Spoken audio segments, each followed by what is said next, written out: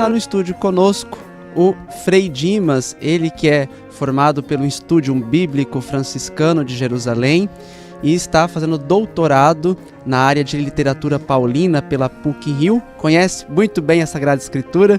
Frei, primeira pergunta para a gente já esclarecer para os nossos ouvintes. O Papa Bento XVI, na exortação apostólica Verbum Domini, ele usa uma expressão que talvez possa chocar um pouco as pessoas. Ele diz o seguinte: a religião católica, a fé cristã, o cristianismo, não é a religião do livro, mas da palavra de Deus. O que significa isso, Frei? Muito bem, parece que tem uma diferença então entre a palavra de Deus e o livro que nós chamamos comumente de Bíblia, né? Para entender que esse conceito de palavra de Deus ele é bastante amplo, né? É um conceito que vai além da palavra escrita. Deus ele se manifesta e ele vai mostrando a si mesmo de diversas maneiras, através certamente dos acontecimentos da história, né? A história e a palavra que se mesclam, que se misturam e que vão resultando depois, num segundo momento, né, na palavra escrita. Então, as experiências vividas, né, pelo povo da Bíblia são experiências que marcam a caminhada deste povo. E é nesse relacionamento, então, com um Deus que fala, que se revela, que inspira, que eles vão caminhando, vão avançando, então, na direção deste projeto de amor de Deus. Por isso que esse conceito, então, de palavra de Deus, ele é entendido como um conceito maior do que a própria Bíblia em si. Até porque, né, Deus, ele fala através de outros meios, né? A palavra de Deus ela é viva e eficaz, né? A própria Bíblia diz isso, né? E essa palavra ela tem um objetivo, ela vai se infiltrando, ela vai se comunicando de maneiras às vezes até inesperadas, né? É Deus que fala. Então, por isso, então, o conceito palavra de Deus é muito amplo. Um dado importante da gente considerar é que a palavra de Deus é o próprio Cristo. Ele é a palavra de Deus. A palavra encarnada. A palavra encarnada, né? O Logos, né? Como diz lá no início do Evangelho de São João. A palavra. E a palavra que se faz carne. Então, assim, o Cristo, né? Na sua totalidade, né? Ele precisa ser maior do que o livro, né? Precisa ser. Por isso que essa afirmação, então, do Papa Bento é tão pertinente, tão importante, né? Nós não somos a religião do livro, né? Nós somos a religião da palavra de Deus, né? Diferente de outros elementos ou de outras formas de manifestação religiosa, né? Que tem um livro como a sua única fonte inspiradora e a sua norma de vida, né? Para nós é um pouquinho mais do que isso. Isso. Aliás, é bem mais. É bem mais. E aí, a partir disso que o senhor apresentou, então, temos o conceito também de tradição. A tradição também seria um dos meios da transmissão da palavra de Deus, daquilo que é o ensinamento de nosso Senhor Jesus. Não só o texto, a palavra escrita, mas também aquela anunciada verbalmente. Exato, a tradição ela é responsável por transmitir, né, fielmente a palavra de Deus, por guardar, né, o tesouro da palavra de Deus, zelar, né, pela sua transmissão, né, de forma plena, de forma total. E evitar, então, quaisquer desvios na interpretação da palavra de Deus. Então, sim, temos esse elemento que transmite, né, que fala, que inspira também. Então, é a tradição junto com a palavra, né, que vão se mesclando, que vão mostrando, então, assim, o projeto de Deus, né, aquilo que o Senhor espera de nós. Nós, católicos, portanto, não caminhamos sem a tradição e sem a Sagrada Escritura. As duas estão ali formando um todo que reflete a pessoa de Nosso Senhor Jesus Cristo. Seria isso? Sim, e o magistério é o responsável, então, o magistério para guardar tudo isso, para transmitir de maneira fiel. Certo. Agora, Frei, como é que se formou a Sagrada Escritura? Porque hoje a gente tem aqui, eu estou aqui com o meu exemplar da Bíblia de Jerusalém, inclusive estudei muito, fiz muita prova com essa Bíblia, né, Frei? E temos hoje o livro impresso nas nossas mãos, mas nem sempre foi assim, ela não caiu do céu pronta já para nós, com todos os livros definidos. Como que foi esse processo de redação da Sagrada Escritura? Certo.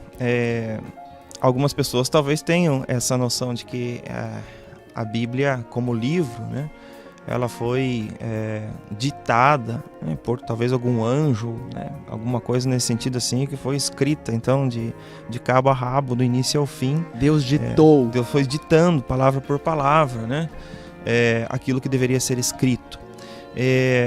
A gente percebe assim pelo evoluir, né, da ciência, dos estudos literários, exegéticos, né, dos estudos da palavra de Deus, que a Bíblia é um longo processo, né? Um longo processo de experiência mesmo com Deus, né? Este povo que experimenta a ação divina na história e vai guardando isso de diversas maneiras. E a Bíblia então ela retrata em si mesma este processo da sua redação. E esse processo da redação revela o quê? Revela o processo histórico de Deus caminhando junto com o seu povo nas suas diversas fases. Então já desde o Antigo Testamento a gente percebe essas fases, né, da caminhada do povo de Deus retratada nos seus textos, né? Então assim, poderíamos pensar, né, como que um texto surge, né? Um texto surge a partir de uma experiência concreta, a partir de um evento, né, a partir de um acontecimento. E a partir deste acontecimento, então tudo isso começa a ser valorizado, começa a ser transmitido, né? E é transmitido de geração em geração, é transmitido de pai para filho, é transmitido, não sei, né, de forma simples, né, como a gente, talvez em tempos mais antigos, hoje nem tanto, né, costumava se sentar e contar, né, e transmitir histórias, né, dos nossos antepassados, né, das pessoas que vivenciaram então a graça de Deus antes, né, de nós. Então começa com esse processo assim de uma transmissão familiar, né? De uma transmissão de pai para filho, oral, né? Oral. Então são histórias, né, que retratam como Deus agiu, né? Como Deus falou. E aí temos então diversos tipos de textos, né? Diversos tipos. Se a gente for folheando a Bíblia, a gente vai perceber que os textos não são homogêneos, não são todos iguais, né? Existem ali narrativas, né, de tipo mais historiográfico. Existem ali ditos de tipo sapiencial, né, como nós temos os salmos, os provérbios. Existem oráculos, né, de tipo profético. Existem exortações, né, cartas. Existem textos mais leves, digamos assim, mais fluidos. Existem alguns textos que são mais difíceis, né, são mais truncados, para dizer, né? Tudo isso então tem poderíamos chamar uma pré-história, né? Sim. Antes de um texto se tornar um texto, né, ele vai fazendo também uma história, né? Ele vai fazendo uma história até chegar a um momento, né, que para conservar isso, né, começam a se guardar então esses elementos por escrito. Até disso depende, por exemplo, os próprios materiais, né? Onde se escrevia antigamente, né? Quem tinha possibilidade de escrever, né? De guardar elementos por escrito. Então, de que materiais estamos falando, né? Se gravavam, por exemplo, textos em cacos de cerâmica antes de assar no forno, né? Em tempos muito antigos. Depois se gravavam coisas em pedras, né? A gente vê algumas inscrições em pedra. Depois os materiais vão evoluindo e nós temos aí o papiro, temos os pergaminhos, né? Para dizer, até os próprios materiais que vão evoluindo vão dando as condições, né, necessárias para que essa tradição, né, ela seja passada por escrito e seja transmitida também por escrito. Agora, Frei, quando a gente fala da inspiração divina, a gente afirma, por conseguinte, que não há erros na Sagrada Escritura. Mas, ao mesmo tempo, a gente sabe, até por uma situação histórica, a questão do fato de que antes se entendia que a Terra era o centro do universo, porque na Bíblia está escrito que um personagem fez o Sol parar, então se pensava que era o Sol que estava em movimento. Como separar essas coisas? Quando a gente fala que a Sagrada Escritura não tem erros, a gente está afirmando o quê? Certo, uma pergunta muito importante, né? Porque a gente afirma, isso é verdade, né? A Bíblia, ela não erra, né? É afirmada então a inerrância da Bíblia, com respeito à verdade que ela transmite, né? E por outro lado, se a gente começa a ler com atenção, desde as primeiras páginas, né? A gente vai perceber que dentro dessas narrativas, né? Existem alguns elementos que às vezes nos questionam, dizendo assim, mas puxa vida, parece que isso aqui já foi dito, né? Parece que já está se repetindo algumas coisas. Algumas frases talvez ficam assim, no ar, né? Uhum. Algumas coisas são explicadas pelo próprio autor bíblico, né? Ele diz uma palavra e logo na sequência ele tem que explicar, né, o que é aquela palavra, né? Por exemplo, ele diz lá no Evangelho, se fala, né, Rabuni, que quer dizer mestre, né? Por que ele teve que explicar? Então, diante desses fenômenos, a gente chama de fenômenos, né, que são de tipo meramente literário, né? Fenômenos de repetições, de quebras de texto, de, sei lá, junção de textos que às vezes parecem não combinar muito, né? A gente percebe que a inerrância da palavra de Deus, ela não reside em seus aspectos materiais, humanos, das pessoas que redigiram a palavra de Deus sob inspiração, né, do Espírito Santo. Então, a inerrância está no quê? A inerrância está na transmissão fiel da verdade da palavra de Deus. Apesar de algumas realidades, digamos, materialmente falando, né, humanas, que podem ser apontadas, né, como dificuldades textuais mesmo, né, como alguns, talvez, equívocos, né, não sei como dizer, como falar, né, enfim, definir, né, essa questão, mas a inerrância não está nisso. A inerrância não está nisso, a inerrância está na transmissão fiel da verdade, né, da palavra de Deus. Então, por isso que a gente pode afirmar tranquilamente que, não, a Bíblia não erra, né? A Bíblia não erra. Naquilo que é o conteúdo da revelação de Deus para esses homens normais, é certo e não há erro. Não. Porque a gente também encontra na Sagrada Escritura, principalmente no Antigo Testamento, algumas situações morais também bastante escandalosas do ponto de vista nosso hoje. A gente vê situação de incesto, a gente vê homicídio, guerras, exatamente. Sim.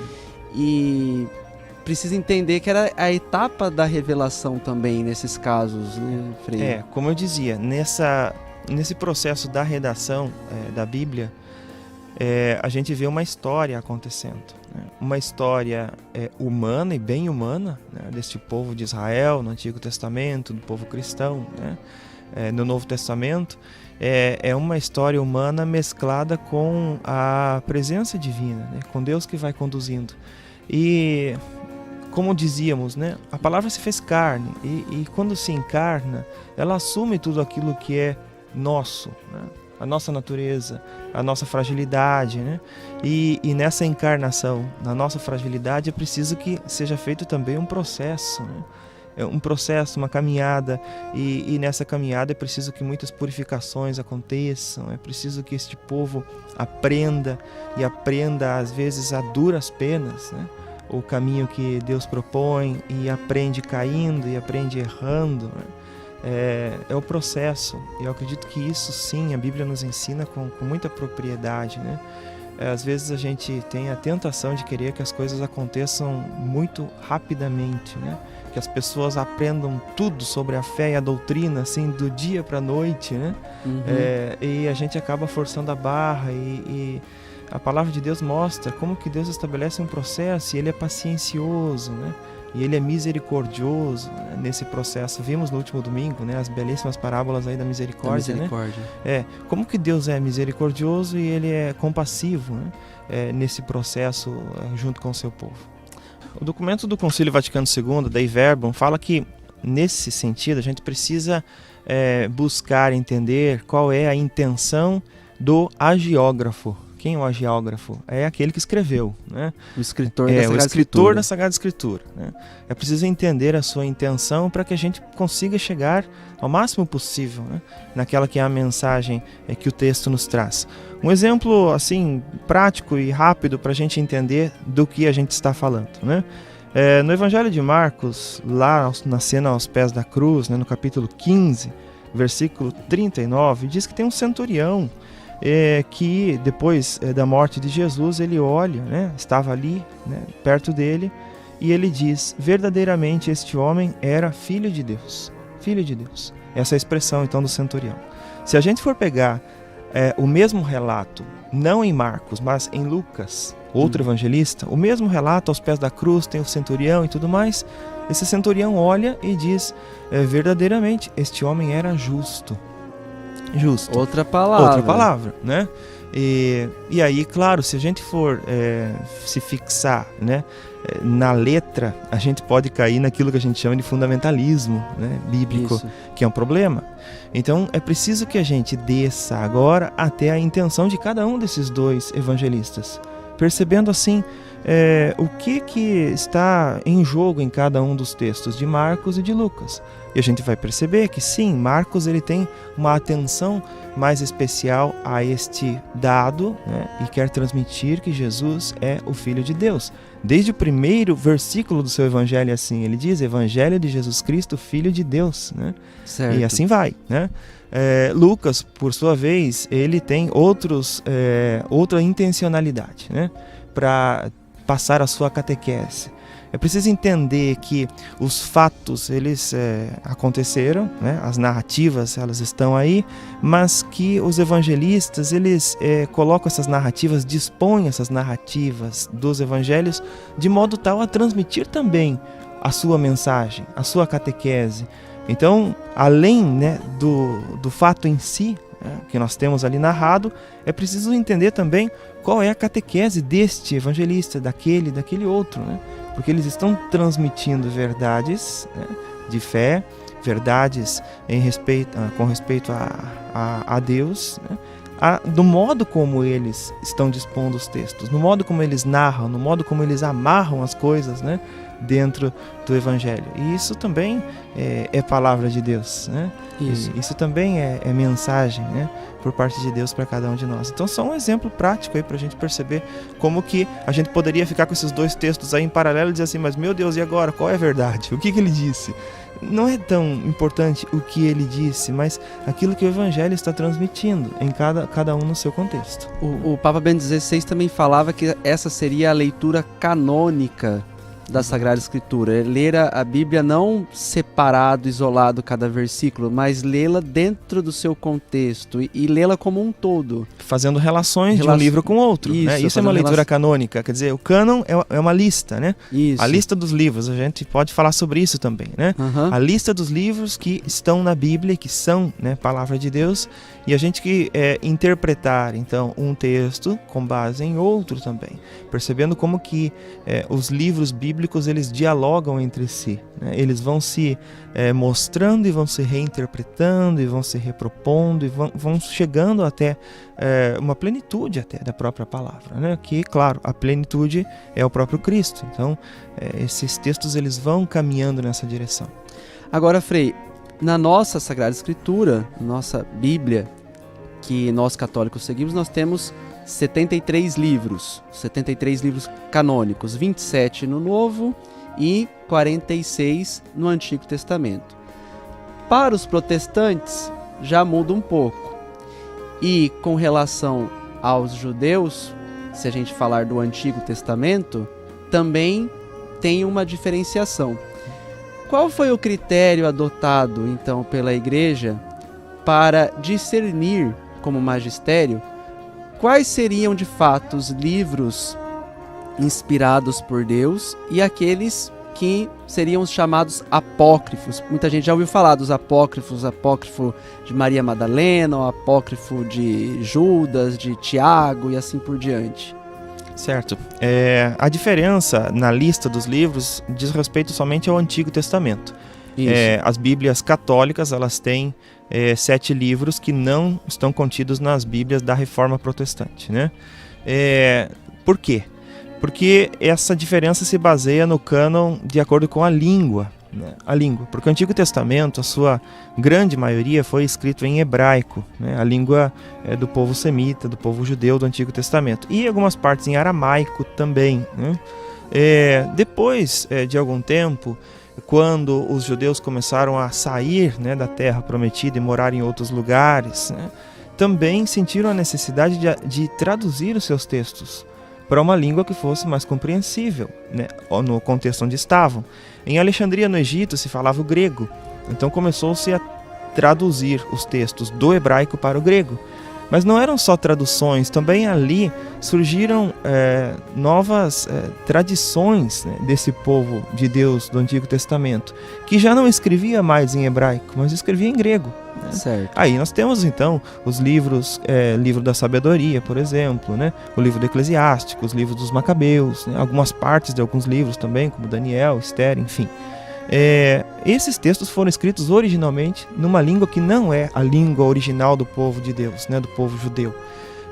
E por isso, né, na Reforma Protestante, eles foram desconsiderados, como os judeus também os desconsideram como palavra de Deus inspirada.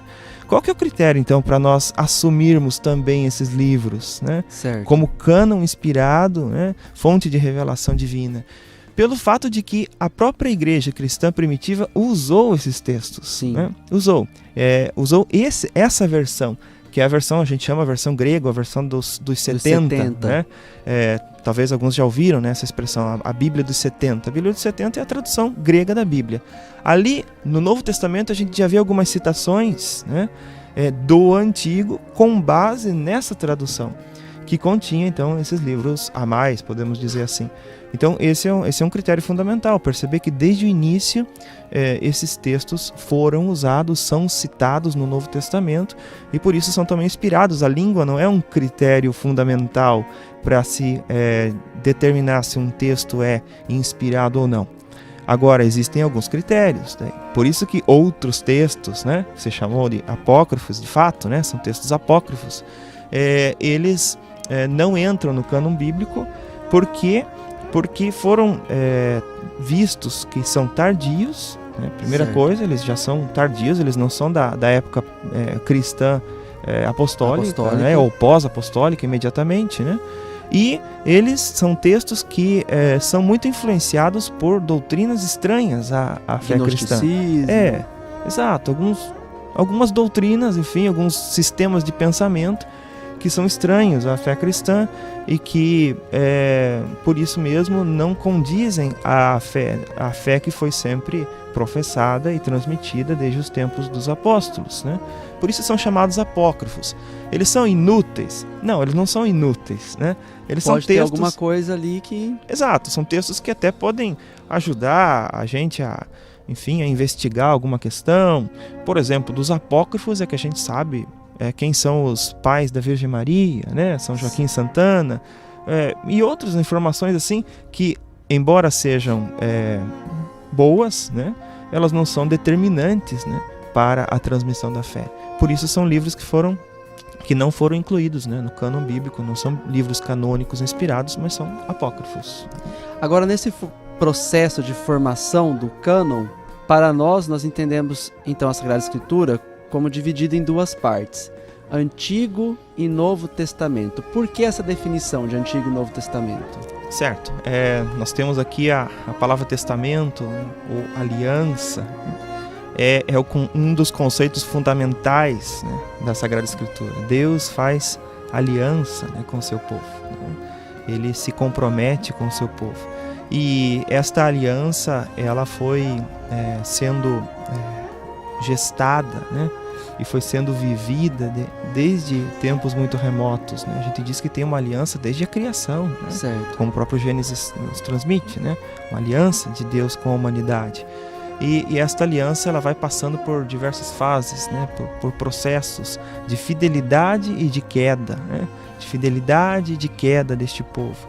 Até que se anuncia, então, né, uma nova e definitiva aliança, né? Os profetas já anunciaram essa nova e definitiva aliança. O profeta Jeremias, por exemplo, né, capítulo 31, versículo 31, ele fala, né, desta nova aliança. E esta nova aliança, ela se realiza então naquilo que a carta aos Hebreus vai chamar de plenitude dos tempos. Paulo também, né, vai falar da plenitude dos tempos, ou seja, o momento em que aquele que deveria vir veio, né, o esperado Messias, e nele se realiza então uma nova e definitiva aliança, né? Aquela aliança antiga do povo através de Moisés, com a lei do Monte Sinai, né? Tudo isso agora é plenificado, né? Vem agora o seu verdadeiro sentido, né, na vida de Jesus. Por quê?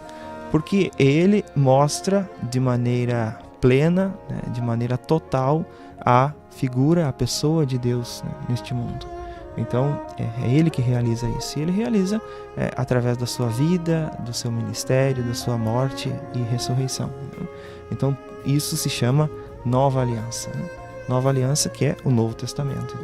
Então os textos são divididos a partir do momento em que o Messias nasce, né? Então, os textos que tratam então do nascimento do Messias em diante, né, e da comunidade dos seus discípulos, são textos da Nova Aliança, do Novo Testamento. Bom, nós tivemos uma visão geral aqui da Sagrada Escritura. É claro que ainda daria uma série de programas para esgotar esse tema, mas para a gente chegar a um clímax agora, ao final, Frei, na vida prática, então, dos nossos católicos. Como ler corretamente a Sagrada Escritura, a Bíblia? Acho que essa é a maior dificuldade que o pessoal encontra. Eu não leio porque eu não entendo. Como entender e como ler? Qual seria a melhor Bíblia para eu rezar, para eu estudar, para eu ler de forma literária, de repente, uma leitura literária? Indica-nos. Certo. Tipos de leitura da Bíblia. Tipos de leituras da Bíblia. Sim. É claro, a gente deve ir à palavra de Deus com aquela consciência, né, de que é a palavra de Deus, né? Isso. A Bíblia contém a palavra de Deus e Deus então fala. Ela é palavra atual, né?